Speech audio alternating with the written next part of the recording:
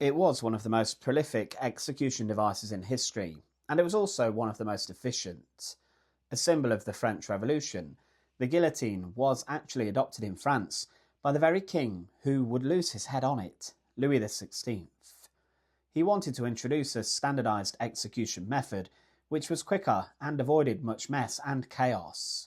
Previously, bloodthirsty crowds preferred methods such as the breaking wheel, in which a condemned person was strapped to a wheel and was literally smashed to pieces, and their limbs were shattered. The guillotine offered quick and cleaner cuts, and with this the French people, actually to begin with, didn't like it. But you probably didn't know that the guillotine was originally meant to have a crescent-style blade that when dropped would wrap around the neck. But instead, a slanted blade was proposed and decided upon. But why did the change happen, and what are the dark reasons why the guillotine had a slanted blade? The core problem inside of France in the 18th century with executions was that before the guillotine, beheadings were performed usually by a sword or an axe, and they required an executioner with some degree of skill. If it went well, death was fast, and the head would be taken off in one swing, but crowds often complained and showed great anger when these executions did go wrong, and if the executioner required multiple swings of the sword or axe, it would for them have been awful to witness. France was in the midst of huge change, and revolutionary France wanted an execution method that was quick, consistent, humane and independent of human skill. They also wanted the same punishment to be used no matter what the social class and wealth of the condemned. When the guillotine was developed in the late 18th century, the designers focused mostly on physics. Now, early designs of the guillotine, as mentioned, used a crescent-shaped blade to take a head off, and some of the earlier beheading machines across Europe also crushed the neck or used blunt force to take the head off.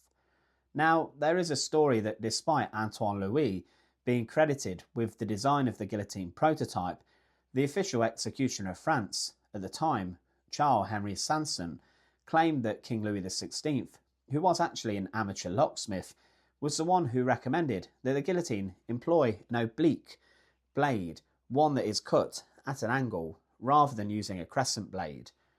Of course, if this is true, it is ironic that the king's suggestion with the blade would later come back to haunt him. Now, straighter blades, which were also proposed, similar to chopping axes, caused problems. Firstly, they required much more force, and a straight blade would hit the entire width of the neck at once, meaning it must overcome resistance from bones, muscles and tendons at the same time across a wide area. This would slow the blade down, and could in theory have bounced the blade, and could leave the neck partially severed. In some test executions, straight blades were found to have been unreliable. Also along a straight edge, bone and cartilage was sometimes compressed instead of sliced, and this risked prolonged suffering, which was exactly what the guillotine was meant to eliminate. The solution was the angled slanted blade, and the slicing effect, when the blade was released through the structure, would allow one side of the blade to hit the neck first, and contact would move across the neck diagonally. This created a slicing motion, similar to cutting bread with a sawing motion, and the slicing effect required much less force than blunt chopping. Also, the angled edge ensured that there was a single point of impact first, and that there was rapid penetration through the muscle and vertebrae. There was no need for crushing force too, as when the blade hit the neck, the momentum of it carried it through the rest of the neck. The weight of the blade and the speed at which it fell through the guillotine's wooden structure meant that death was inevitable. The guillotine became known as the nation's razor, mostly because of the amount of times it fell, and the shape led to the instant decapitation with minimal mechanical failure.